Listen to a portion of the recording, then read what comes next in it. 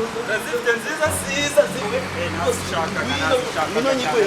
bose ibicuruzwa ndabifite ndazifite zose size zawe gira ariko nyikwereke kureba nk'iyi wa mugabo yakwira cyane gusa naje shaka imbere none uri kunyereka isanduku kunyereka isanduku niyo nje gusaba bose abantu Kigali nawe ariko wayegura ese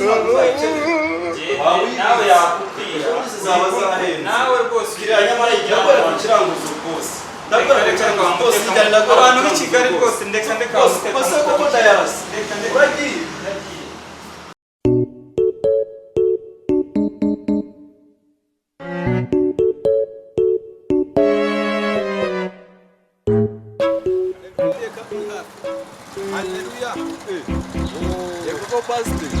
Karame ese barazifunze nose musigaye muri zunguza ntago rizungure oya rwose ahubwo mba ndikubabwira ngo ubwami bw'Imana buratwegereye yego okay ubwo buri hafi cyane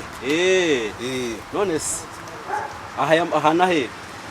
ndi kugera mvuga ubutumwa yego aho mumbwiye nanjye numvuga ubutumwa bwiza sindaze umeze nk'umucuruzi wundi ndacuruza ngiye bundi umucuruzi ndacuruza uretse ko muri no minsi bitari kugenda neza pastor ariko nibura hari uko bigenda hari uko bigenda gake use ujye wibuka kugarurira Imana cya 10 byo wungutse cya 10 ni igiki ni kimwe mu 10 mu byo wungutse okay nimba wungutse nk'ibihumbi 100 ugatanga ibihumbi 10 ubwo iyo ngitanze igihumbi ni igiceri cy'ijana ntago ari ibintu iyo ngitanze se bigenda bite pastor Imana ikugomororera imigisha umugisha ubwo nkajya ncuruza nkabona abakiriya benshi umugisha ahubwo ni imigisha pastor reka nkubwire noneho ngenda tanga icya 10 rwose ndakigwa pastor niyemeje kugitanga rwose ahubwo nsengera rwose nsabye umugisha rwose oya pfuka nkeneye gucuruza pfukama niko kazi kanjye ndafuka mu nsengere rwose ariko kuramo ingofero duhe Imana icyubahiro sibyo Uwiteka Imana ishobora byose uheretse uyu muvandimwe yemeye gutanga icya 10 n'amaturo kugira mu nzu yahabonekemo ibyo kurya ndakwinginze kugira ngo umugomororere imigisha umuha abakiriya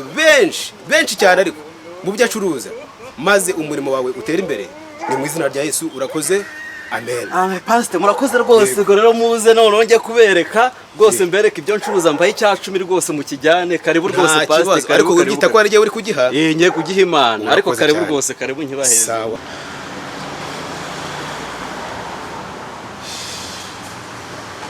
muruhutse gake mu gihe tugitegereje imodoka igutwaza ubwo ngiye gutanga icya 10 cy'amezi abiri murareba mwe ebyiri ubundi muzijyane rwose what the hell sereke ibyo ncuruza ni watu